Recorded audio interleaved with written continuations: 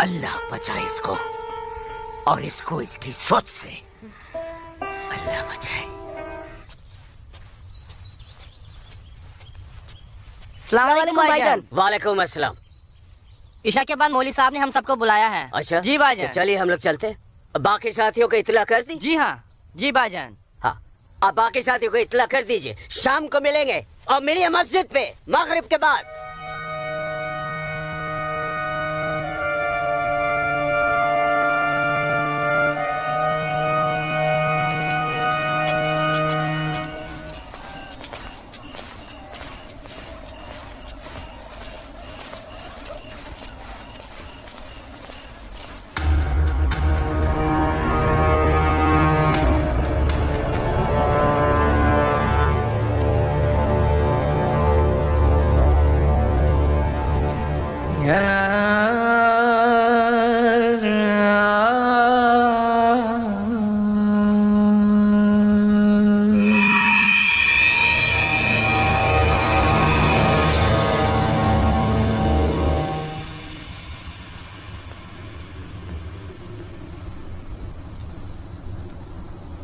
खुशामदीद बिरादराने इस्लाम। आप लोगों को जानकर खुशी होगी कि इस्लाम के सच्चे अलंबरदार पाकिस्तान के साबिक वजीरों की तरह मौजूदा वजीर आजम भी आपके इस खित्ते की आजादी के लिए दुआगो हैं और किसी भी किस्म की मदद के लिए भी तैयार है। हजरत, आपके जम्मू कश्मीर को नापाक काफिरों के चंगुल से बचाने के लिए हमने 1965 में और 1971 में हिंदुस्तान के साथ जंग लड़ी थी, लेकिन हमारी बदकिस्मती रही कि हम कामयाब नहीं हो सके। और दूसरी बदकिस्मती ये रही कि हमारे मशरकी पाकिस्तान को हमसे अलग करके हिंदुस्तान ने एक नया मुल्क बांग्लादेश खड़ा कर दिया। लिहाजा हमारे जख्म तब तक नहीं भरेगा जब तक कि हम कश्मीर को हिंदुस्तान से अलग करके अपने पाकिस्तान में शामिल नहीं कर लेते। मेरे प्यारे मुस्लिम भाइयों, जैसा कि आप सब जानते हैं कि हम तादाद में कम हैं, इसलिए जंग की सूरत में हमारी हार तय है। इसलिए इस बार आपको सामने रहकर ये लड़ाई लड़नी होगी। हम पीछे रहकर आपकी भरपूर मदद करेंगे, तो आप हिंदुस्तान में ऐलान जंग कर दीजिए। लेकिन बिरादरान, एक बात याद रहे, कुछ लोगों के बागी होने से कुछ नहीं होने वाला। पूरे कश्मीरियों को एकजुट होकर हिंदुस्तान के खिलाफ ये लड़ाई लड़नी होगी, तब हम जीतेंगे। लेकिन जनाब, अगर कश्मीरी हिंदुओं ने इस बगावत में साथ देने से इनकार कर दिया तो? उनके पास इसके अलावा और कोई रास्ता भी नहीं है। धारा 370 की वजह से जम्मू कश्मीर के हिंदू घबराए हुए हैं और मुसलमानों का खौफ उनके दिल में बैठा है। इसलिए मुझे उम्मीद है, बल्कि यकीन है, कि वो जरूर आसानी से हमारा साथ देंगे। और अगर किसी ने अपना सर उठाया तो हम उस सर को कुचलने की ताकत भी रखते हैं। माशाल्लाह, माशाल्लाह, आपका जोश देखकर हमारा दिल भाग भाग हो गया बिरादर। शुक्रिया। अगर ऐसा ही जोश हर कश्मीर में भर जाए तो कश्मीर को आजाद होने में देर नहीं लगेगी। आमीन। होने वाले आजाद कश्मीर के बाशिंदों, अब हम आपसे इजाजत चाहेंगे। आज हमारे कमांडर साहब की सालगिरह है। वाह। और मौलवी साहब, आपको भी दावत है, आप भी हमारे साथ चल रहे हैं। आप भी तो देखिए हमारे पाकिस्तान के हुक्काम किस तरह से जिंदगी का लुत्फ लेते हैं। वाह। नाराए तकबीर, अल्लाहू अकबर, नाराए तकबीर, अल्लाहू अकबर। अरे गोविंद, सेब तैयार हो गए। सूरज। अस्मा, तुम यहाँ? हम तो 2 बजे मिलने वाले थे ना। सूरज, मुझे तुमसे बहुत जरूरी बात करनी थी, इसलिए दोपहर तक का इंतजार नहीं कर सकती थी। ऐसी क्या जरूरी बात थी? सूरज, कल मैं भाईजान का पीछा करते हुए मस्जिद गई थी। वहाँ मैंने देखा कि मौलवी साहब और 2 पाकिस्तानी उमा नगरी के मुसलमान लड़कों को हिंदुस्तान के खिलाफ बगावत के लिए भड़का रहे हैं। ये पाकिस्तान के पास कुछ काम धंधा तो है नहीं, और ना ही पाकिस्तान की इतनी हिम्मत है और ताकत है कि हिंदुस्तान का कुछ बिगाड़ सके। तुम चिंता मत करो, ये सब करने से कुछ नहीं होगा। हालात की संगीनी को समझो सूरज। वो कुछ कर पाए ना पाए, लेकिन हिंदू और मुसलमानों के बीच नफरत की दीवार तो खड़ी कर सकते हैं। उसका असर मुझे अभी से दिखाई दे रहा है। कोई कितनी भी बड़ी दीवार क्यों ना खड़ी कर दे, हमारा प्यार सारी दीवारें गिरा देगा।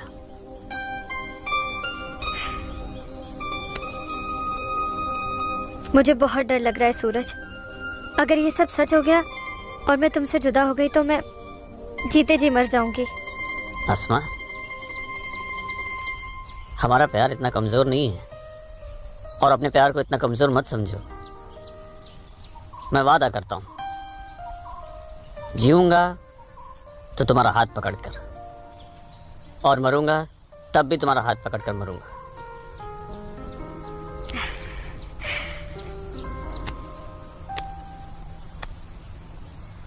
हाँ हर मुखबर ते जागे मदनू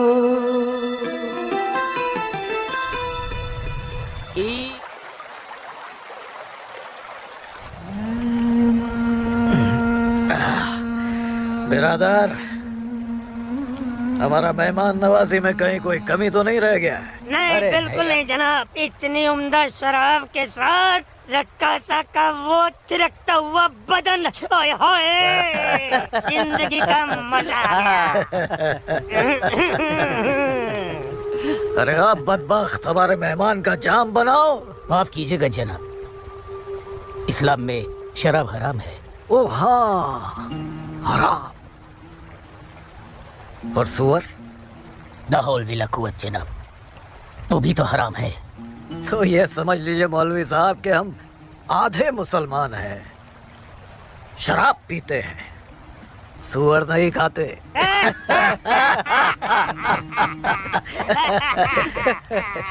इन दोनों से बहुत तारीफ सुनी है आपकी मौलवी साहब।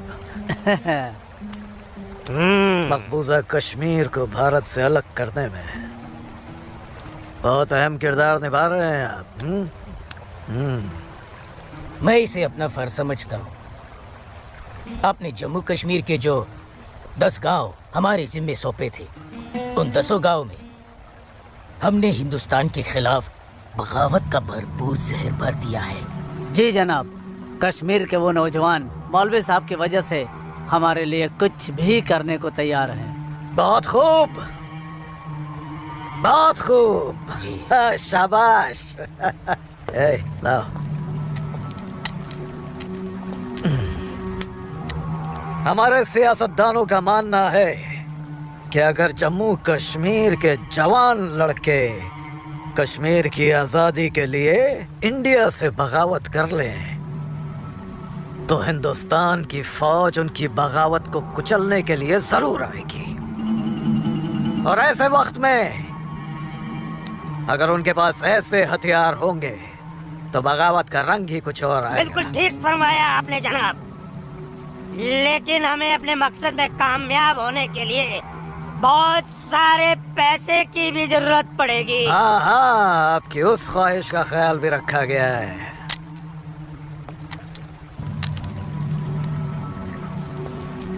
ये देखिए, जम्मू कश्मीर के तमाम बच्चों के लिए असला, बंदूक वगैरह खरीदना मुमकिन नहीं है, तो उनको तलवारें खरीद के दी जाए। उनकी तलवारों के लिए ये पैसा दिया गया है। लीजिए। और एक काम कीजिए, इसमें से आधा पैसा आप दोनों आपस में बांट लीजिए। जी बिल्कुल। और आधा मौलवी साहब को दे दीजिए। इनकी नजर इनायत भी हमारे लिए बहुत जरूरी है। जी जी, हक बनता है, इनका हक बनता है। लेकिन जनाब, जी बिल्कुल बिल्कुल। फिर तलवारें खरीदने के लिए पैसे कहाँ से बचेंगे? अरे अपनी जेबों का भी तो ख्याल रखना है। मत खरीदो, मत खरीदो तलवारें। इन बदबख्त कश्मीरियों की आजादी के लिए हम ही सब कुछ करें, वो अपनी कौम और अपने मुल्क के लिए 2 तलवारें तक नहीं खरीद सकते। ये कैसी बगावत है? लानत है। अरे सुन सुन, रुक जा रुक जा, रुक जा। मदरसे में अच्छी तरह पढ़ाई करना। अम्मी, मदरसे के साथ साथ इन्हें स्कूल भी भेजा करो। कभी जिंदगी में कुछ करना चाहेंगे तो स्कूल की पढ़ाई काम में आएगी। नहीं अम्मी, हम स्कूल में नहीं पढ़ने जाएंगे अम्मी। क्यों बेटा? हाफिज जी कहते हैं जहाँ काफिरों के बच्चे पढ़ते हैं वहाँ मत पढ़ा करो। सुना आपने अम्मी? छोटे छोटे बच्चों के जहन में कैसी नफरत भर रहे हैं ये लोग। ऐसे मदरसों में पढ़कर आखिर इनका मुस्तकबिल क्या होगा? नमस्ते कुल साहब। नमस्ते इस्लामुद्दीन, कैसे हो? ठीक हूँ दीनानाथ जी। बैठो। जी शुक्रिया। अरे ऊपर बैठो, जी, नीचे जी। क्यों बैठ रहे हो? जैसे आप कहें। बैठो। अरे वो इस्लामुद्दीन है, तुम डरो मत। इस्लामुद्दीन कुछ नहीं करेगी वो। बैठो। कपिला, ले जाओ, ऐसे नहीं करते। ये अच्छा आदमी नहीं, ले जाओ। ये अच्छा आदमी नहीं। लाजू क्या कर रही है? नहीं, लाजू क्या अरे कर रही खुदा है? यार, अरे ये वो नहीं है, ये अच्छा आदमी नहीं है। मैं कैसे उसको तुम डरो मत, निकालो। कुछ नहीं करेगी। नोच डालो साले की दाढ़ी, नोच डालो। उसकी बात का बुरा मत मानना इस्लामुद्दीन। तुम जानते हो वो दाढ़ी देखकर अपना आपा खो बैठती है। जानता हूँ जनाब, बहुत जुल्म हुआ है बेचारी के साथ। कहो क्या काम था? बस मालिक, वो आपके अखरोट की फसल की बात करने आया हूँ। इस साल कितना दाम दोगे? मैं क्या बताऊँ, पिछले साल 4 लाख दिए थे, हाँ। इस बार 50,000 और बढ़ा दीजिए। 50,000? नहीं बाबूजी, इस बार 7 लाख रुपए से 1 रुपया कम नहीं लेंगे हम। 7 लाख तो बहुत ज्यादा होते हैं सूरज बाबू। मैं क्या पूरा गांव नहीं दे पाएगा? ना दे, मैं अपनी फसल खुद जम्मू की मंडी में लेकर जाऊंगा, वहाँ मुझे इसके दुगने दाम मिलेंगे। ठीक है, तो फिर मैं सोच के बताता हूँ। चलता हूँ जनाब। 7 लाख चाहिए इन्हें। बाबूजी, अगर ये 6.5 लाख रुपया दे तो ही हाँ करिएगा, नहीं तो मैं तो जम्मू जा ही रहा हूँ। ठीक है।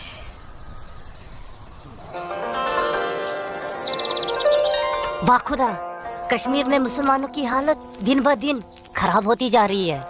कहने को धारा 370 लगी हुई है जिसमें मुसलमानों को हिंदुओं पे फोकियत दी गई है, लेकिन भूखे सिर्फ मुसलमान ही मर रहे हैं। सच कह रहे हो इस्लाम भाई, ठेके पे खेत देना तो दूर, अब तो ये हिंदू हमें खेतों में मजदूरी भी नहीं करने देते। मजदूरी छोड़ो, अब तो वो लोग हमारे साथ खरीदो फरोख्त से भी गुरेज कर रहे हैं। दीननाथ कोल के पास गया था मैं आज अखरोट की फसल खरीदने, लेकिन उसके साहबजादे ने साफ इनकार कर दिया। कहने लगा मैं अपनी फसल जम्मू की मंडी में जाके बेचूंगा। अगर यही हालात रहे तो अपने बच्चे तो भूखे मर जाएंगे इस्लाम भाई। इसीलिए तो आप लोगों को बुलाया है। सोचो आगे क्या करें। आप ठीक कह रहे हैं, कुछ तो करना पड़ेगा हमें। अल्लाह मालिक है। चाचा, हाँ बेटा। जम्मू वाली बस गई तो नहीं? नहीं अभी तो गई नहीं, बस आती ही होगी। सूरज, सूरज। अरे लाजोमा, जम्मू जा रहे हैं ना? हाँ हाँ जम्मू जा रहा हूँ। जम्मू भूख लगी? क्या क्या खाओगे? क्या खाओगे? तू खाना। मुझे भूख नहीं है, मैं खाना खा के आया हूँ। माँ को जानती हो ना, खाना खा के आया हूँ, भूख लगेगी जम्मू जाके खा लूंगा। हाँ लाजोमा जल्दी घर जा, माँ बाबूजी इंतजार कर रहे हैं। खाना हाँ खाना खा लूंगा। Okay bye. खाना।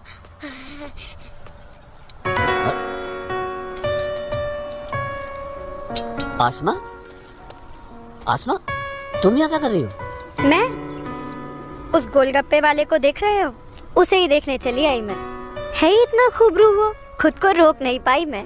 अरे मैं इसलिए पूछ रहा था क्योंकि जम्मू से आने के बाद तो मिलने ही वाले थे हम लोग।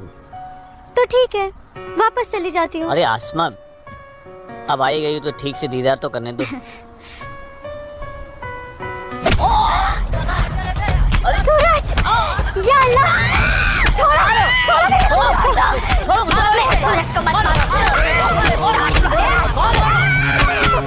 छोड़ो, मत मारो।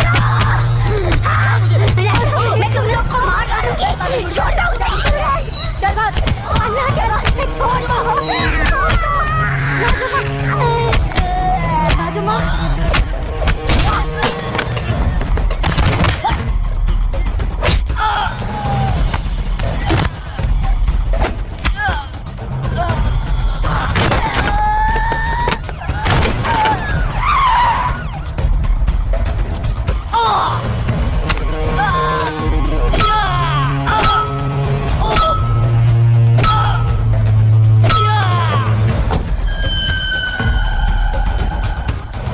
लड़को, क्या गुंडागर्दी हो रही है?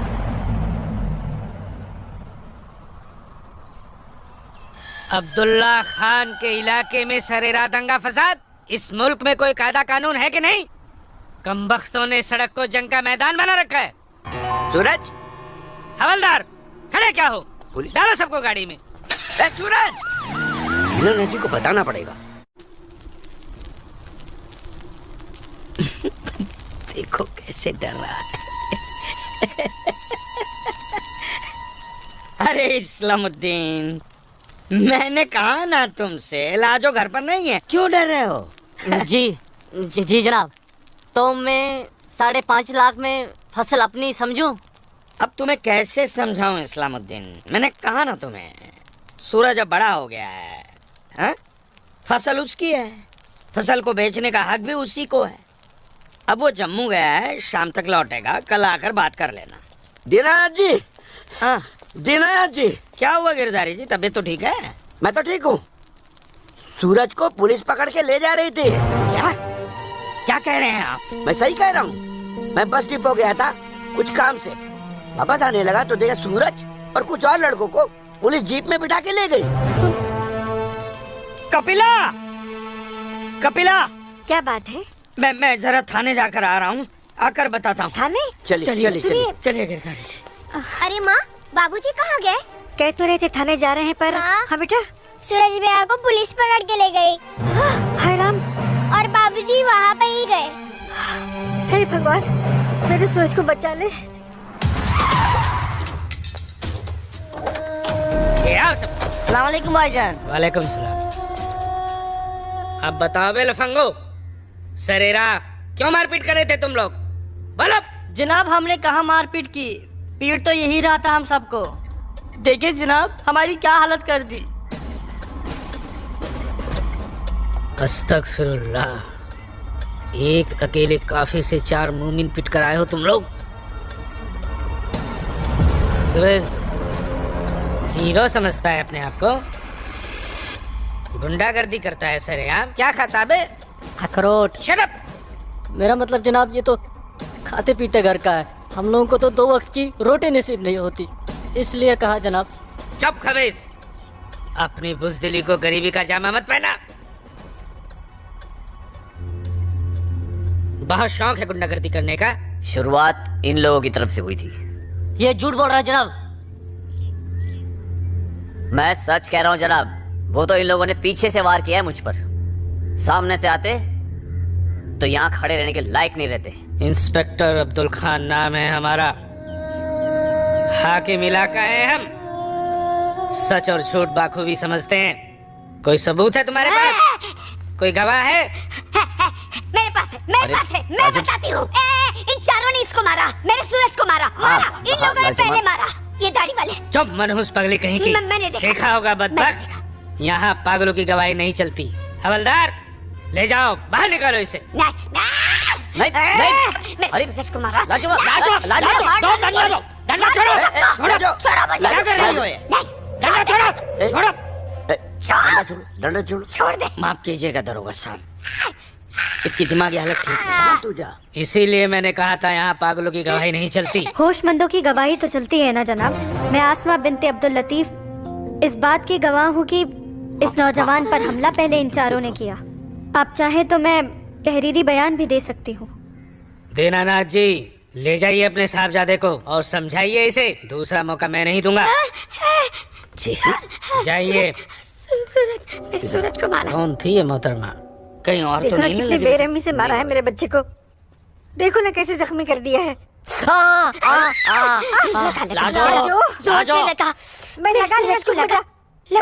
ठीक हूँ, मैं ठीक हूँ लाजवाब, ठीक।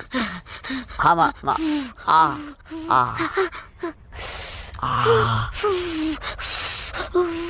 बाबूजी, मैं सच कह रहा हूँ, इसमें मेरी कोई गलती नहीं है। मैं जानता हूँ बेटा, कश्मीर की परिस्थिति ठीक नहीं है बेटा।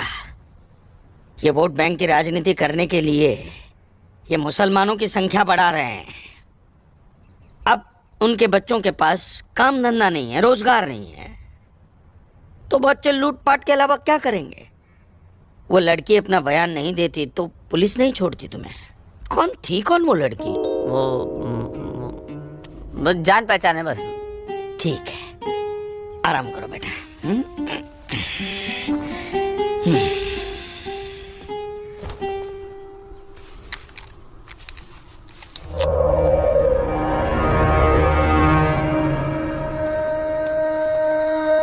जनाब आदाब। अब्दुल जब्बार, कैसे हो मियाँ? ठीक हो जनाब? ये दाढ़ी, ये टोपी, ये इस्लामी लिबास, माशाअल्लाह खूब जस्ते हो तुम। शुक्रिया जनाब। यकीन नहीं आता कि वो मुझो लड़की तुम्हारी सगी बहन है। जनाब आप किसके बारे में बात कर रहे हैं? मैं कुछ समझा नहीं। मैं आसमा की बात कर रहा हूँ, तुम्हारी बहन आसमा की। कल उसकी गवाही की बदौलत 4 मुसलमान भाइयों को बड़ी बेरहमी से पीटने वाले एक काफिर को मुझे रिहा करना पड़ा। क्या नाम था उसका? सूरज कौल। मुझे इल्म नहीं, कोई इल्म नहीं है इसके बारे में। वो कल थाना आई थी उस काफिर के लिए गवाही देने। जनाब मैं अभी जाकर समझाता हूँ उसे। तहम्मल जब्बार मियाँ, तहम्मल। ये मसला गुस्से से नहीं, अक्ल से सुलझेगा। मौलवी साहब तो तुम्हारी पहचान वाले हैं ना? जी। वो इस्लाम का हवाला देकर समझाएंगे उसे, मुमकिन है समझ जाए। जी बेशक, इजाजत दीजिए। खुदा हाफिज। अल्लाह हाफिज।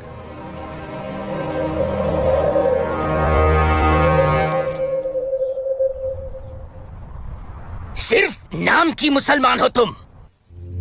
शर्म नहीं आई तुम्हें मुसलमानों के खिलाफ जाकर एक काफिर की हिमायत करते हुए? मैंने किसी की हिमायत नहीं की है मौलवी साहब, सिर्फ सच बोला है। तुम शायद इस्लाम के अहकाम से वाकिफ नहीं हो। तुम्हारा पहला फर्ज अपने इस्लामी भाइयों की मदद करना था, न कि उनके खिलाफ बोलना। ये आपका फरमान है, कुरान का नहीं, और ना ही हमारे नबी हजरत मोहम्मद सल्लल्लाहु अलैहि वसल्लम ने ऐसा कुछ फरमाया है। क्या बकती हो बदजुबान लड़की? बकती नहीं हूँ, हदीस बयान करती हूँ। आप तो आलिम हैं, जरूर पढ़ा होगा आपने कि जब एक बार एक यहूदी और मुसलमान का मामला आप सल्लल्लाहु अलैहि वसल्लम के सामने पेश किया गया तो उन्होंने फैसला यहूदी के हक में दिया, क्योंकि गलती मुसलमान की थी। या फिर कह दीजिए कि ये हदीस झूठी है। मौलवी साहब से जबान लड़ाती है लड़की। तू चुप कर। तू चुप कर जब्बार। अरे हम अपने दीन से इतने नावाकिफ नहीं हैं जो किसी भी खुराफात को इस्लाम मान ले। मौलवी साहब, आपको आपका जवाब तो मिल गया होगा, हैं? अब मेहमान नवाजी का मौका तो दीजिए। कावा नोश फरमाएंगे आप? वो क्या है कि हमारी ये जो बड़ी बेटी है ना, कमाल का कावा बनाती है, पी लीजिए। आप पिएंगे? आज की लड़की हमें हदीस सिखाएगी। शाबाश मेरी बच्ची, शाबाश। तूने उस मौलवी को उसका सही चेहरा दिखा दिया और हम बहुत खुश हुए तुमसे। जीती रहो।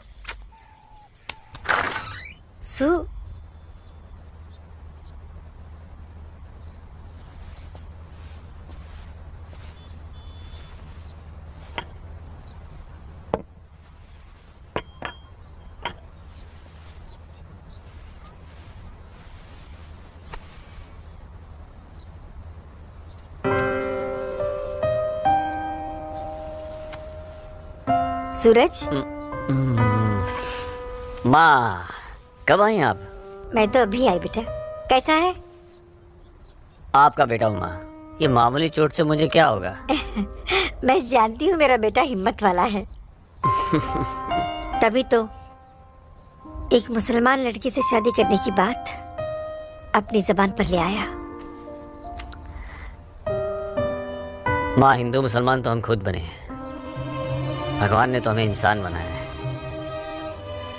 आसमा बहुत अच्छी लड़की है माँ, और वो मुझसे बहुत प्यार करती है। और तुम? मैं भी, अपनी जान से भी ज्यादा।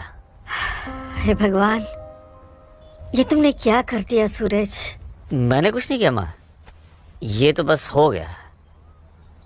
पता ही नहीं चला कि हम दोनों कब इतने करीब आ गए। माँ मैं आसमा से शादी का वादा कर चुका हूँ। अगर मैंने अपना वादा पूरा नहीं किया तो टूट जाएगी और मैं भी जिंदा नहीं रह पाऊंगा। भगवान ना करे, कैसी बातें कर रहा है तू उसे बहुत प्यार करता है ना?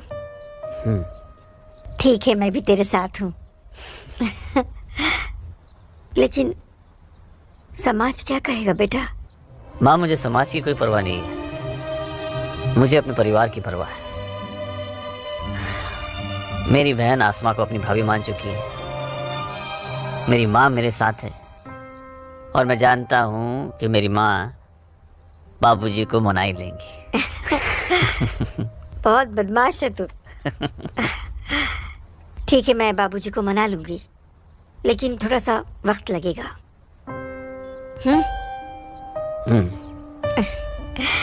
चल दूध पी ले।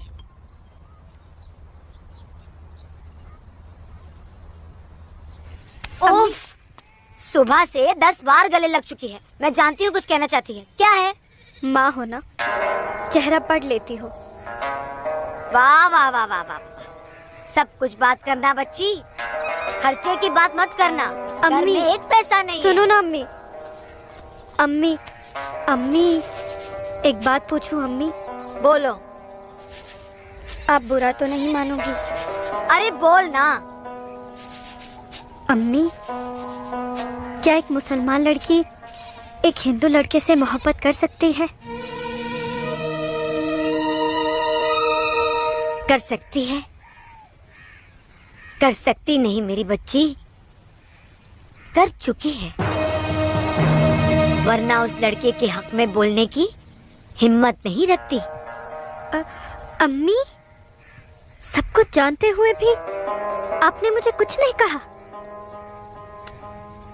तेरी माँ हूं ना, अपनी बच्ची की खुशी चाहती हूँ। अम्मी, अम्मी, सूरज मुझसे शादी करना चाहता है, आपको कोई एतराज तो नहीं? मुझे कोई एतराज नहीं, तेरे अब्बू को भी मना लूंगी, लेकिन तेरे नसीब का क्या करूं? तूने एक मुसलमान के घर में जन्म लिया है और ये कौम के ठेकेदार तुम दोनों को जीने नहीं देंगे, तुम दोनों को मार देंगे बच्ची, मार देंगे। लेकिन अम्मी, हम एक दूसरे के बिना जी भी तो नहीं सकते। तुम दोनों एक दूसरे के साथ रहना चाहते हो ना, तो तुम दोनों यहाँ से बहुत दूर चले जाओ, जहाँ लोग तुम्हें हिंदू मुसलमान नहीं, सिर्फ इंसान समझे। भाग जा मेरी बच्ची, भाग जा मेरी बच्ची, भाग जा।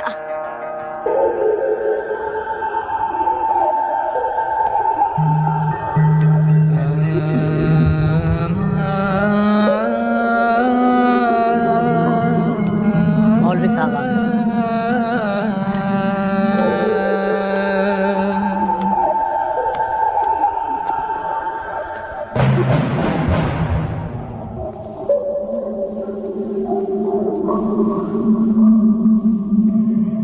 हजरत, वो वक्त आ चुका है जब तुम सभी को अपने जम्मू कश्मीर को आजाद कराने के लिए हिंदुस्तानी हुकूमत के खिलाफ बगावत की आवाज बुलंद करनी होगी। नारे तकबीर! उमा नगरी के तो हर घर में बगावत की तैयारियां चल रही हैं और अब आप लोगों का फर्ज बनता है कि मौलवी साहब की हिदायत के मुताबिक जम्मू और कश्मीर के बाकी बचे हुए शहरों और गांवों में जाकर लोगों को बगावत के लिए तैयार करें। दोस्तों, हिंदुस्तान की सरकार तुम्हारी इस बगावत को कुचलने के लिए अपनी फौज जरूर लगाएगी और ऐसे हालात में उनसे मुकाबला करने के लिए आप लोगों को हथियारों की जरूरत पड़ेगी और ये रहे वो हथियार।